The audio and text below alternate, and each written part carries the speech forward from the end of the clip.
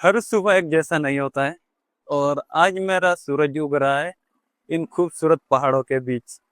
हालांकि मैं आपको सिर्फ ये पहाड़ नहीं दिखाने आया हूँ और कुछ दिखाने आया हूँ, लेकिन ये नज़ारा आप देख सकते हैं कितना खूबसूरत है ये पहाड़।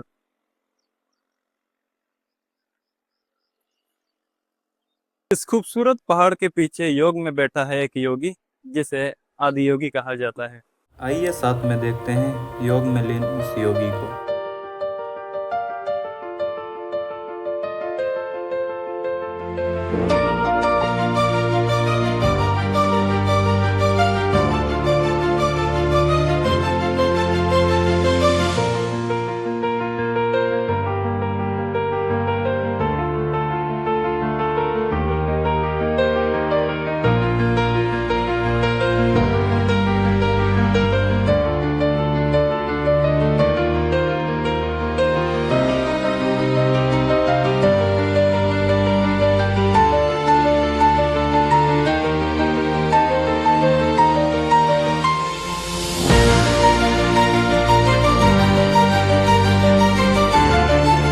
सच कहूँ तो ये जो नज़ारा दिख रहा है ये बहुत ही खूबसूरत है। पता नहीं कैमरा पे ये नज़ारा उतने अच्छे से दिखाई देता है कि नहीं, जितना मैं इसको देख सकता हूँ और इसको मैं महसूस कर सकता हूँ। लेकिन भीड़ भाड़ शोर शराबा से ये जो नज़ारा है ये काफ़ी सुकून देता है। यहाँ से आदियोगी जो स्टेचू है कभी भी 1 किलोमीटर दूर तो होगा, लेकिन जो पहाड़ के रास्ते यहाँ से भी आदियोगी दिखाई देता है। यहाँ से जो दिखाई देता है वो काफ़ी खूबसूरत नज़ारा है, क्योंकि जो आदियोगी है उसके पीछे पहाड़ और उसके पीछे बादल, और जो बादल है अभी भी पहाड़ को छूते हुए जा रहा है। तो आपको भी देखना चाहिए ये सुंदर नज़ारा। पर यहाँ से जो आदियोगी का स्टेचू है वो थोड़ा छोटा दिखेगा क्योंकि डिस्टेंस ज़्यादा है।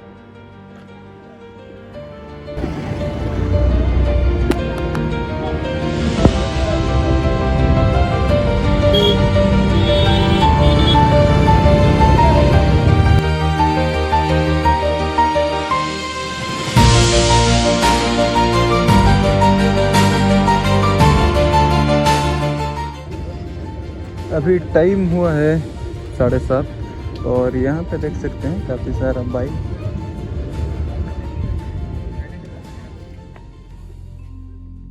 चारों तरफ सिर्फ पहाड़ी पहाड़ है। इन पहाड़ियों के बीच अचानक कुछ ऐसा दिखाई देता है जिसके सामने आपका नजर एक पल के लिए रुक जाता है। एक विशाल चेहरा, शांत, स्थिर और ध्यान में लिए। यह है आदि योगी।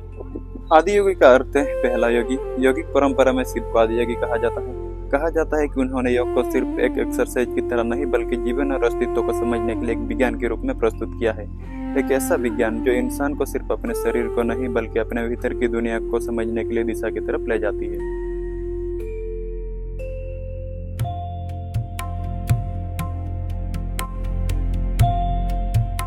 मैं जिस जगह पे हूँ इस जगह का नाम है चिक्काबल्लापुर और ये कर्नाटका में आता है।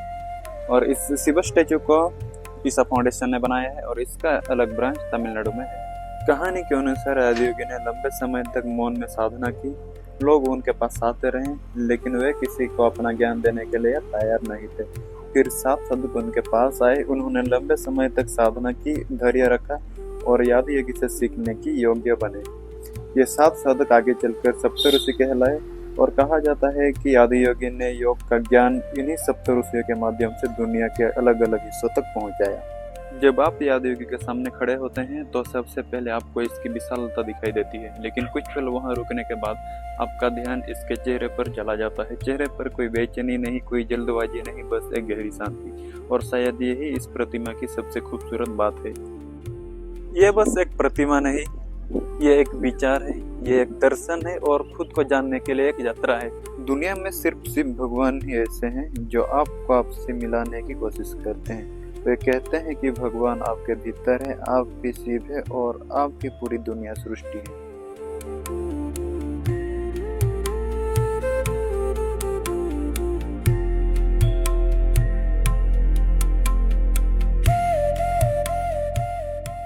हम हमेशा किसी न किसी चीज के पीछे भागते रहते हैं, कभी पैसा, कभी काम और कभी कामयाबी और कभी लोगों की उम्मीद। लेकिन कभी कभी हमें रुककर खुद से भी ये सवाल करना चाहिए कि हमें आखिर किस चीज की तलाश है। शायद योग का मतलब भी यही है कि तलाश खुद के मन के अंदर का। अभी उतना लोगों की भीड़ नहीं है। यहाँ पे एक्चुअली भीड़ जो है वो शाम को होती है, क्योंकि शाम को यहाँ पे लाइट शो भी होती है और दिन में ऐसा कुछ नहीं होता है। बस यहाँ पे आके सिर्फ इस नज़ारा को देखना है, बस उतना ही है। यहाँ पे देख सकते हैं कितने सारे लोग हैं, लेकिन नाइट को इवनिंग टाइम यहाँ पे सारा जगह पूरा भरा रहता है लोगों से, फुल क्राउड हो रहता है।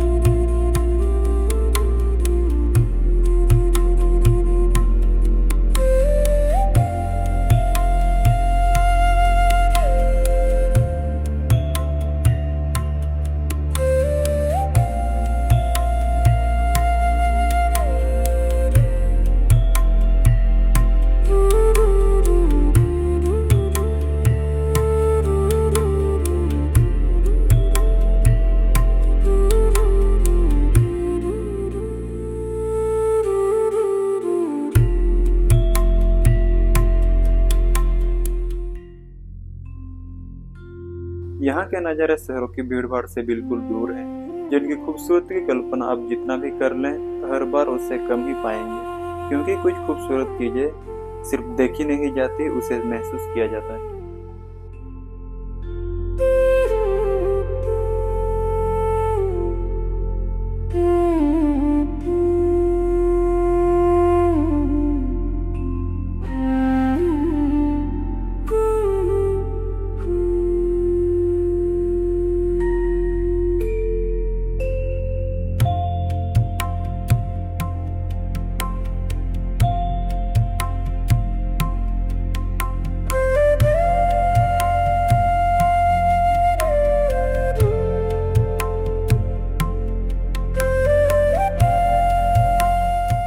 मेरे हिस्से का आदियोगी तो आके यहाँ पे देख लिया, अभी आपका बारी है।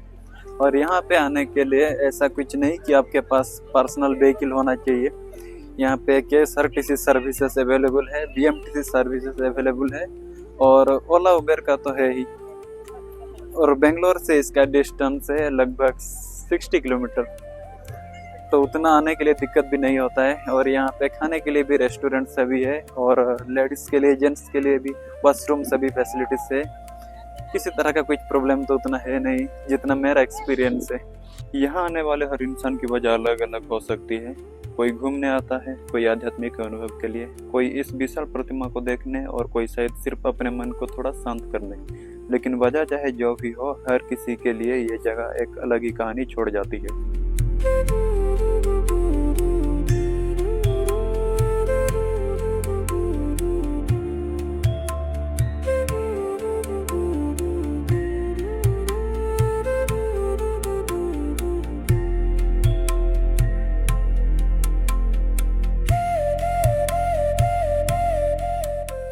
आज मैं यहाँ सिर्फ एक विशाल प्रतिमा देखने आया था, लेकिन जाते जाते अपने साथ एक सवाल लेकर जा रहा हूँ। मैं खुद को कितना जानता हूँ? शायद इस सवाल का जवाब ढूंढना ही मेरी अगली यात्रा है। मैं फिर मिलूंगा एक नई जगह, एक नई कहानी के साथ। तब तक प्रकृति के करीब रहिए, खुद के करीब रहिए। हर हर महादेव।